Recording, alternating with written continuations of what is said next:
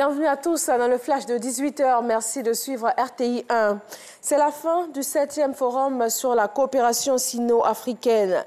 Il aura réuni à Pékin les dirigeants de 53 pays dont la Côte d'Ivoire. Une rencontre fructueuse pour le continent puisque Pékin a promis 60 milliards de dollars d'investissement, soit plus de 33 000 milliards de francs CFA.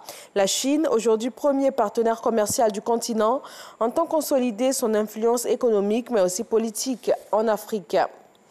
Sur place en Chine, la première dame ivoirienne a participé à la réunion Chine-Afrique sur le sida. Elle a réuni en marge du sommet les premières dames de toute l'Afrique autour de la première dame chinoise. Vijanaïma. Elles ont répondu présentes à Beijing ce mardi 4 septembre à la réunion Chine-Afrique sur la prévention et le contrôle du sida. Les premières dames sont venues des 4 coins du continent autour du thème « La Chine et l'Afrique, la main dans la main pour un avenir sans sida ». Cette grande mobilisation des premières dames n'a pas laissé indifférente Madame Peng Liyuan, première dame de Chine. Elle a exprimé toute la fierté du peuple chinois d'accueillir ses consoeurs en marge du sommet Chine-Afrique auquel prenaient part leurs conjoints. Madame Peng Liyuan a expliqué à l'auditoire que la Chine a fait des progrès significatifs en matière de lutte contre le VIH-Sida, avec la chute drastique du taux de prévalence, une somme d'expérience qu'elle entend partager avec le continent africain. La présidente en exercice de l'Organisation des Premières Dames d'Afrique contre le VIH-Sida, l'OPDAS, la première dame du Burkina Faso, a relevé la résistance de la pandémie sur le continent et a réaffirmé l'engagement des premières dames à faire aboutir la lutte. L'OMS et l'ONU-SIDA, à travers leurs premiers responsables, ont apporté leur soutien aux premières dames. Michel Sidibé, directeur exécutif de l'ONU-SIDA, a insisté sur la nécessité pour les premières dames de promouvoir l'engagement des jeunes.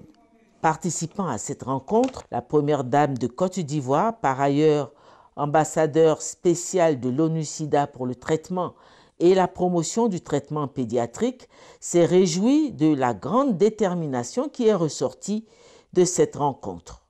Nous avons assisté à une réunion sur la lutte contre le sida, notamment pour les jeunes et les enfants.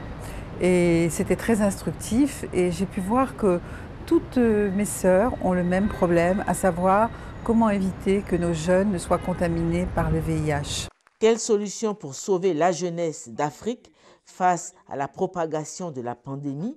Pour Madame Dominique Ouattara, la Chine offre une bonne plateforme de collaboration au vu des progrès qu'elle a enregistrés. Le président malien réélu Ibrahim Boubacar Keïta a prêté serment ce matin pour un second mandat à la tête du Mali devant la Cour suprême du pays. Il a juré devant Dieu et le peuple malien de préserver en toute fidélité le régime républicain, de respecter et de faire respecter la Constitution et la loi. En République démocratique du Congo, 6 candidatures sur 25 à la présidentielle du 23 décembre sont déclarées irrecevables, dont celle de l'ancien vice-président et principal opposant Jean-Pierre Bemba pour subornation de témoins. Le MLC, son parti, s'insurge contre la décision de la Cour constitutionnelle et dénonce une instrumentalisation de la CENI en vue de l'écarter.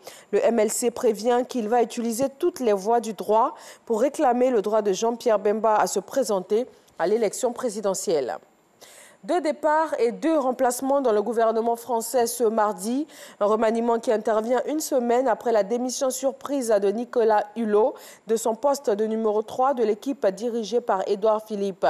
Le président de l'Assemblée nationale, François de Rugy, remplace Nicolas Hulot au ministère de la Transition écologique et solidaire. Le typhon Jebi a touché le Japon ce mardi à la mi-journée. Au moins 6 personnes sont mortes et 170 ont été blessées. Les transports et une large partie de l'activité du pays sont perturbés. Ce très puissant typhon, considéré comme le plus violent qui a frappé directement le pays depuis 25 ans, a créé des inondations et emporté des véhicules. Merci à tous de votre attention. Rendez-vous pour le journal de RTI 1 à 20 h.